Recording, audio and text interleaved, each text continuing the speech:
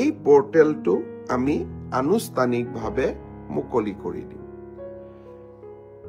ইয়াৰ পিছত মোক সততে সোধা প্ৰশ্নটো হৈছে যে মুখ্যমন্ত্ৰীৰ আত্মনিৰ্ভৰ অসম অভিযানৰ দ্বিতীয় পৰ্যায়ৰ আবেদনৰ প্ৰক্ৰিয়া কেতিয়া আৰম্ভ হ'ব?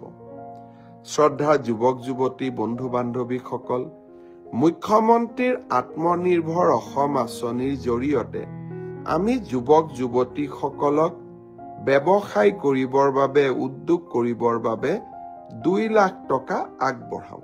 আৰু যিসকলে MBBS ইঞ্জিনিয়াৰিং পাছ কৰিছে তেওঁলোকক আমি 5 লাখ টকা আগবঢ়াওঁ। যোৱাবাৰ আমি 25,000 যুৱক যুৱতীক ইতিমধ্যে 1 লাখ টকাকৈ আগবঢ়াইছো। আৰু তেওঁলোকৰ গোটেই ব্যৱসায় উদ্যোগ কেনেকে চলিছে তাক সৰজমিনভাৱে তদন্ত কৰাৰ পিছত 2025 চনত তেওঁলোকক আমি আৰু 1 লাখ টকা দিবৰ বাবে চেষ্টা কৰিম।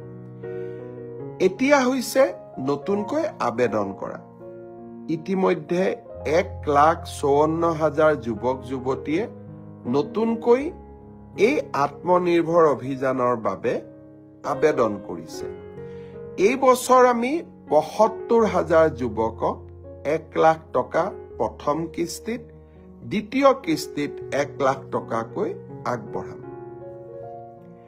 ইতিমধ্যে যি 1,54,000 যুৱক যুৱতীয়ে পঞ্জীয়ন সমাপ্ত কৰিলে, এতিয়া তেওঁলোকৰ বাবে আবেদনৰ সময়।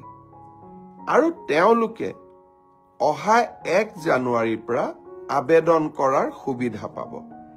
1 তাৰিখে, অহা 1 জানুৱাৰী তাৰিখে আমি এই আবেদনৰ পোৰ্টেলটো মুকলি কৰি দিম।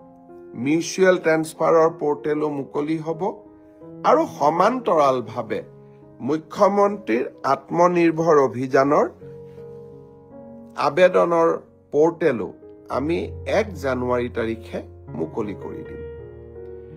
ইয়াৰ পিছত আৰু এটা বিশেষ কথা মই আপোনালোকক জনাব খুজিছো।